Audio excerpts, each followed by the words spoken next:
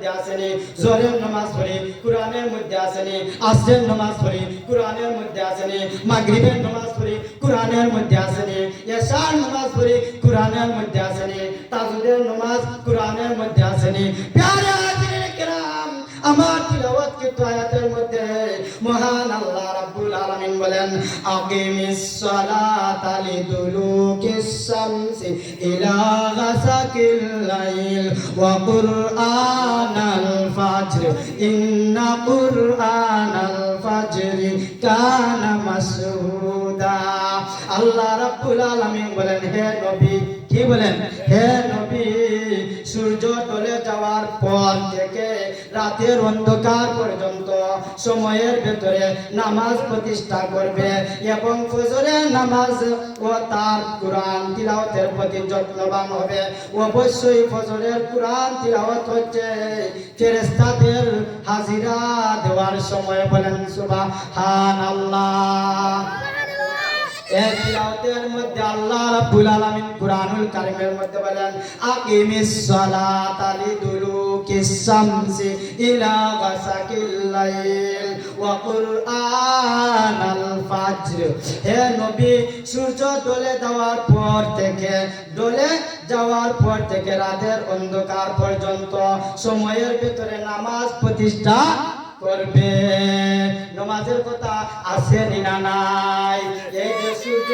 ঢলে যাওয়া অর্থাৎ সূর্য ঢলে যাওয়ার পর থেকে ফজরের নামাজ হামাই গেছেনি জোহরের নামাজ হামাইছেনি আসরের নামাজ হামাইছেনি ইশার মাগরিবের নামাজ হামাইছেনি ইশার নামাজ হামাইছেনি বলে রাতের অন্ধকার পর্যন্ত তুমি নামাজ প্রতিষ্ঠা করবে প্রকাশার নামাজ পাঁচ ওয়াক্ত হামাই গেছেনি আয়াতের মধ্যে আমার কিছু নেই অর্থাৎ হইছে যে তুমি ফজরের অন্ধকার থেকে যে সময় সূর্য ঢলে যাবে এরপর থেকে নিয়ে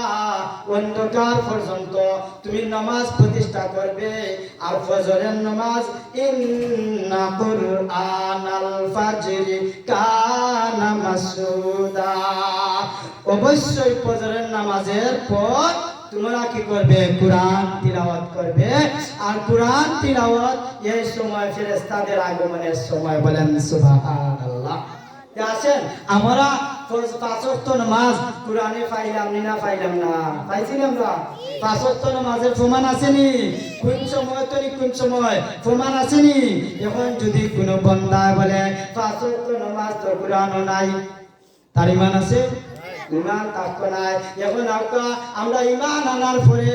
আল্লাহ রাব্বুল আলামিন কইছেন নামাজ পড়ো এখন আমরা কিতা করি শুক্রবার আইলে জুম্মার নামাজ পড়া বাকি নামাজ বাদ দেলাই কইছেন আমরা নামাজ আল্লাহ রাব্বুল আলামিন বলেন হে আমার বান্দা বান্দীরা তোমরা নামাজ প্রতিষ্ঠা করবে কোন সময় বলে পাঁচ ওয়াক্ত আল্লাহ রাব্বুল আলামিনের আইন হইলো ফরজে আইন ফরজ আমরা যেভাবে নামাজ পড়ি এইভাবে বোঝা যায় যে আমরা কাছে পাঁচ ওয়াক্তের নামাজ হইলো নফল আমরা যে আদায় করি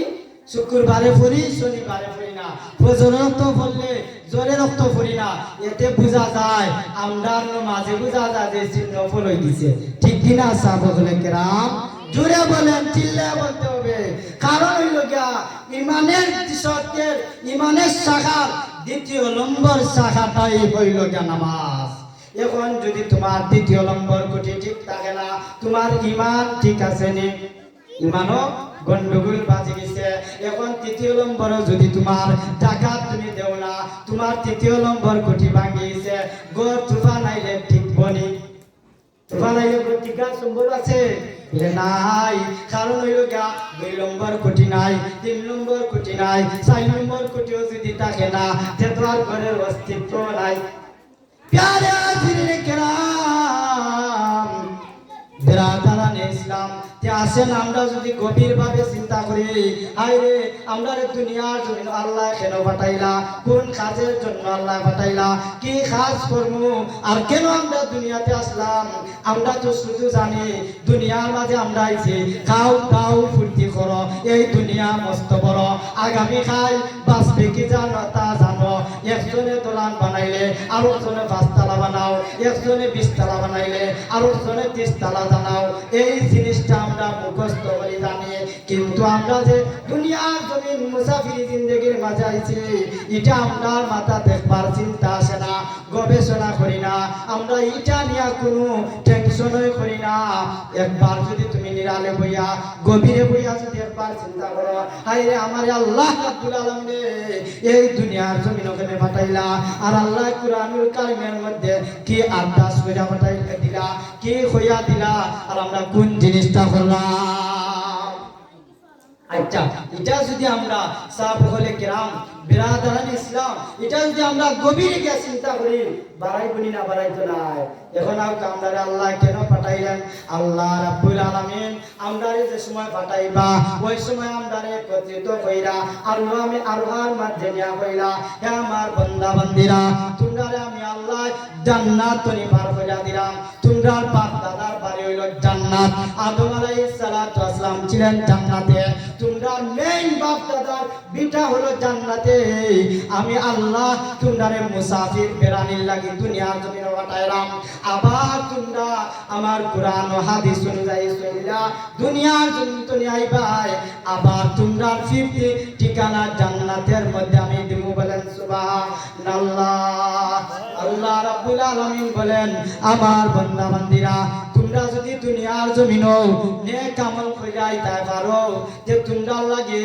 একটা রাস্তা, এটার নাম হইল জান্নাতুল ফেরদাউস। আল্লাহ রাব্বুল আলামিন কোরআনের আয়াতের মধ্যে বলেন, ইন্নাল্লাযীনা আমানু ওয়া আমিলুস সালিহাত কানাত লাহুম জান্নাতুল ফিরদাউসি নুজুলা।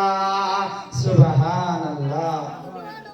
আল্লাহ রাব্বুল আলামিন বলেন, হে আমার বান্দা বান্দিরা, নিশ্চয় যারা নেক আমল ঈমান আমলে সালেহিন হই যাবে, আমি আল্লাহ ঘোষণা দিলাম, সুসংবাদ দিলাম, তোমরা জানিয়া নাও,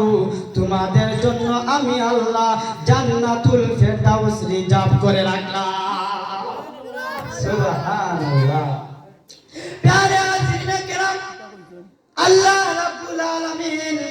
আপনারে আমারে দুনিয়ার জমিন জান্নাত তনি পাঠাইছেন, আবার জান্নাতে যাওয়ার লাগি পাঠাইছেন। এরপরেও যদি বান্দা, আল্লাহ রাব্বুল আলামিন বলেন, আমার বান্দারা তোমরা শুনিয়া নাও, যদি নেক আমল ব্যতীত আসো, তোমাদের আর একটা রাস্তা আছে, ওই রাস্তার নামটা হলো জাহান্নাম। যদি নেক আমল বিহীন আসো, তাহলে তোমরা কই যাইবা? জাহান্নামে যাইবা। আর যদি নেক আমল লইয়া আসো, তাহলে আমি জান্নাতুল ফেরদাউস তোমাদের জন্য ঠিকানা বানায় দিলাম। এখন আসেন আমরা নেক আমল কি কি? আমরা যে মুসলমান, আল্লাহ রাব্বুল আলামিন আমরার ব্যাপারে কুরআনুল কারীমের মধ্যে বলেন, ইয়া আইয়ুহাল্লাযীনা আমানুত্তাকুল্লাহ হাক্কা তুকাতিহি ওয়া লা তামুতুন্না ইল্লা